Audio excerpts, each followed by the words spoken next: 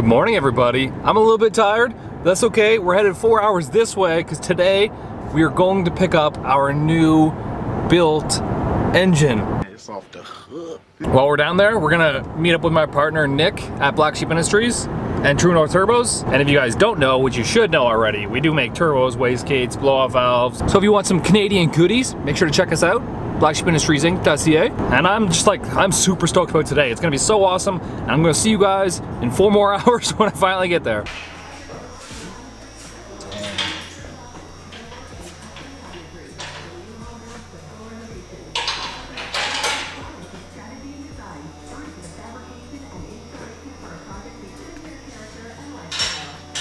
So now, this cam I don't think is a lot different than your other cam, okay? But these heads are like huge compared to your old heads, Yeah. right? So, you know, like on your old engine, you needed that cam because your heads were no f***ing good. But now your cylinder filling is going to be accomplished more through your heads.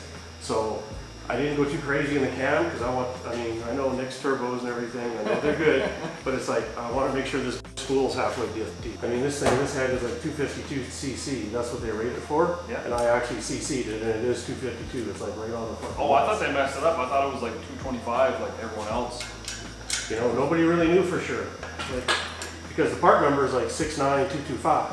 Yeah. And half the stuff you read, it's like a 225, and half the stuff you read, it's 252. So it's like, did they mix up the 25 and the 52? That's what I thought too. I thought they just messed up the part number. Yeah, well, I wasn't sure. I was hoping it was a 225, and I literally CC'd it at 252, so it's like, fuck.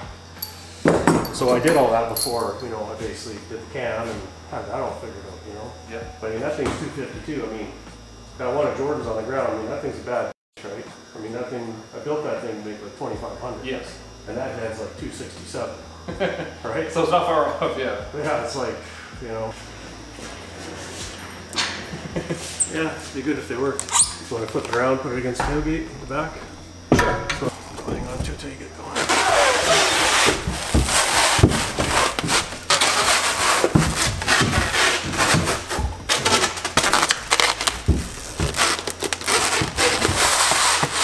I'll try to get that front corner one more time.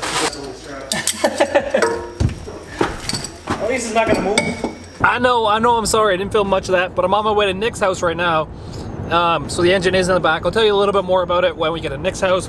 But right now, oh my God, I'm having a good Arby's. Look at the meat on that. Looks just like Eugenia. I'm in danger.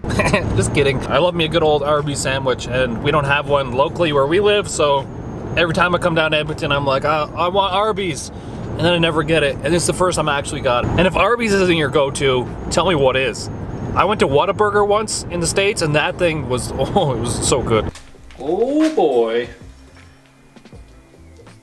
Spin it for me. Spin it for me, Nick.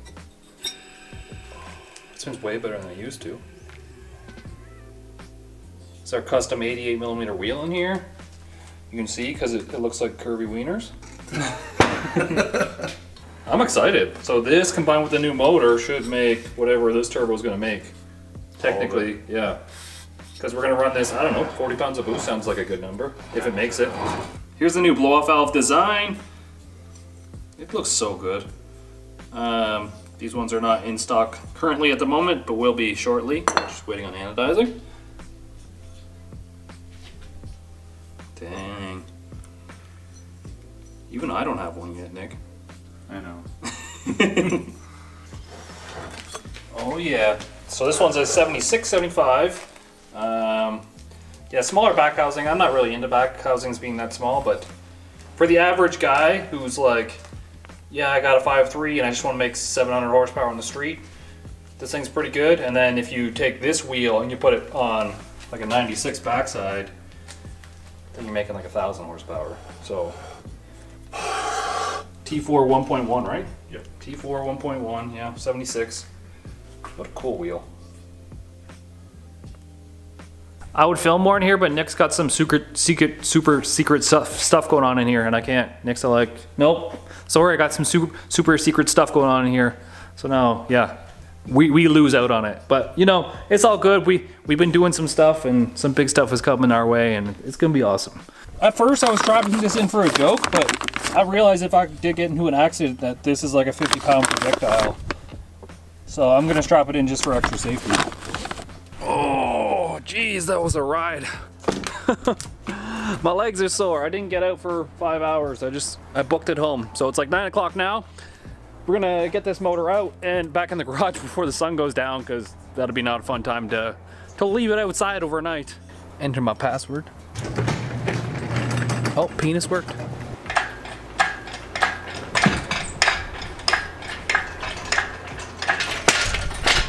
How am I gonna get over this bump? One leg at a time, I guess. I didn't think there was someone through, did I? Actually, I could just let it down right here. You know.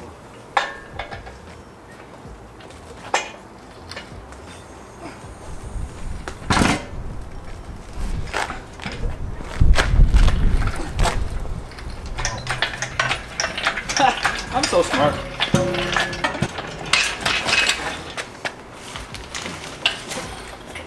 Okay, engine's inside. I'm just gonna leave it like this until tomorrow when I can come back and tell you guys what's in the engine. I'm actually gonna go inside, hang out with wifey, and thanks for supporting her, because she do be a sponsor on the channel. If you don't know, now you know.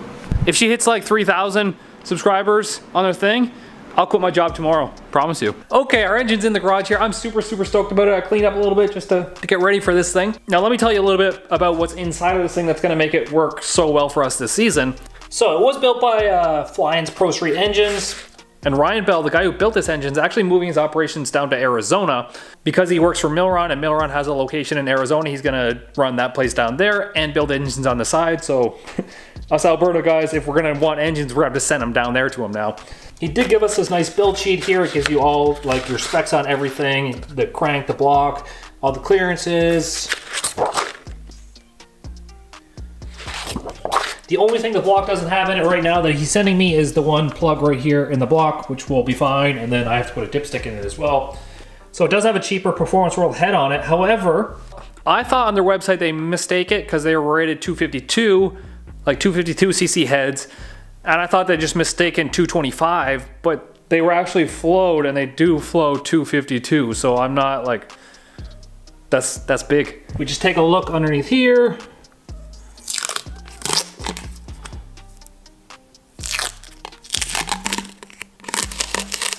So that's how big our intake port is now versus old intake port right there versus the new intake port. And it's more than just the size. Like, you can see that in here, a lot of this meat is gone. And oh my God, that's way bigger. So yeah, we go from whatever that is. So it's physically a little bit larger too.